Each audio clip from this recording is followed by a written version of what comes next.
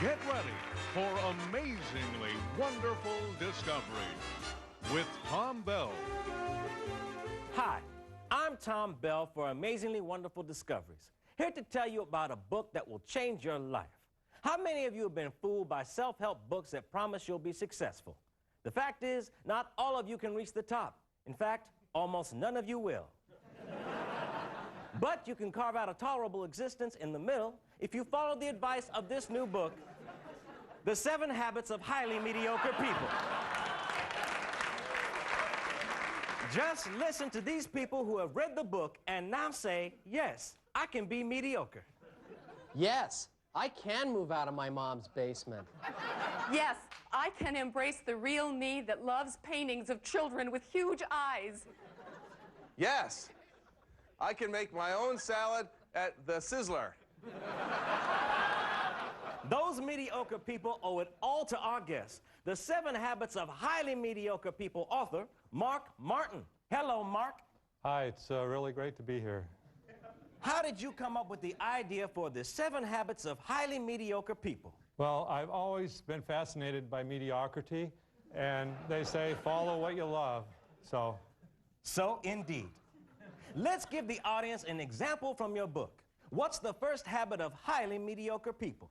Okay, the first habit is halfway through a project, call out, good enough, and walk away. That's great. How did you figure out there were 7 habits? Well, one day I started writing down some habits, and when I got to 7, I got real tired, and so I figured that was enough. Just like the first habit. Oh, yeah, that's right. I hadn't thought of that, but that's true. Wow. You are a hero to many average people of moderate skills and second-rate talents. Who are your heroes? Oh, gee. Okay, I'd say those guys who wear those members-only jackets, and Seattle Mariner relief pitchers, and Canadians. Oh, yes.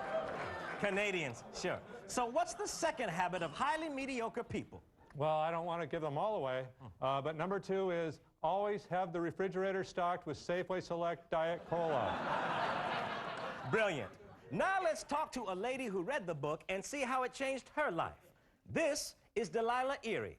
And remember, her comments are entirely unscripted. And Delilah and I have never met before. Isn't that right? No, we've never met, except for the time at rehearsal, but that was not before that. So. Right. You are mediocre, aren't you, Delilah?